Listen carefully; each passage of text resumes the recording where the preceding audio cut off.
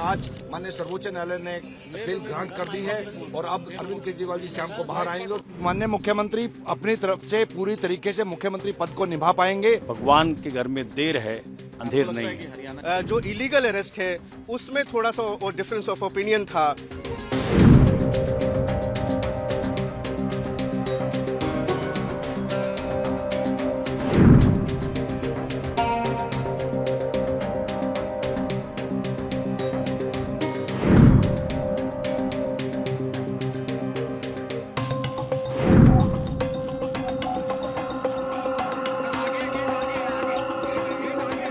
ये बहुत बड़ा दिन है, बहुत राहत का दिन है। 5 महीने से माननीय मुख्यमंत्री दिल्ली की जनता की सेवा नहीं कर पा रहे थे।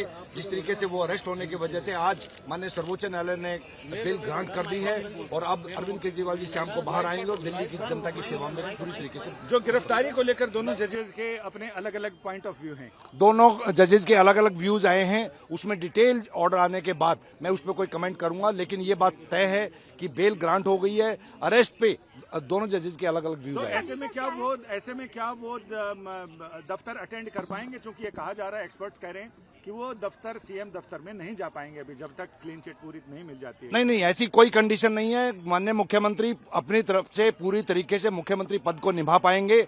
ऐसी कोई कंडीशंस अभी तक मेरी नॉलेज में नहीं है। बाकी डिटेल ऑर्डर आने के बाद उसके बारे में एक्सपर्ट ये कि बाकी ईडी में जो शर्तें थी उसमें ये थी कि एक तो वो जांच में सहयोग करेंगे, और क्या क्या शर्तें थी उसमें? जांच में सहयोग करेंगे। जब भी कोर्ट्स में हियरिंग होगी उसमें in person he exemption allow करेगी कोर्ट, तो उसके अकॉर्डिंगली फॉलो करना पड़ेगा। 10 लाख रुपए का मुचलका है, उसको फॉलो करना पड़ेगा।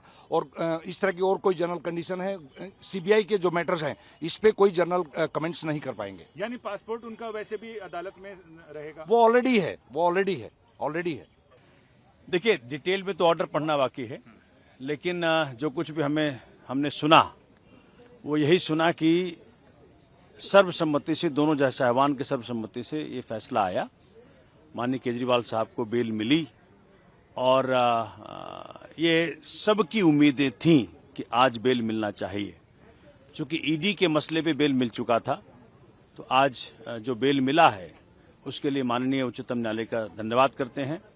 पूरे भारतवर्ष में हर व्यक्ति उनका धन्यवाद करता है जिन्हें केजरीवाल जी की ईमानदार राजनीति से बहुत फायदा मिला है। तो आप खुल के कर सकते हैं ना कि पॉलिटिकली मोटिवेटेड ये तमाम केस थे, के कविता, संजय सिंह, लंबी फेरिस्त अरविंद केजरीवाल। हमने तो बात बहुत पहले कह दी थी कि आप देखें ना, इनफैक्ट जज साहिबान ने अपने ऑर्डर्स में जो पीछे अगर आप देखें तो खुल्लम खुल्ला कहा है किस प्रकार का एविडेंस है ये कि आप 4 व्यक्तियों में 2 व्यक्ति को जो एक्यूज्ड है उसको अप्रूवर करार दे दो और उसके स्टेटमेंट पे आप अरेस्ट कर लो, वो भी सिटिंग चीफ मिनिस्टर को, डिप्टी चीफ मिनिस्टर को, मेंबर ऑफ पार्लियामेंट को।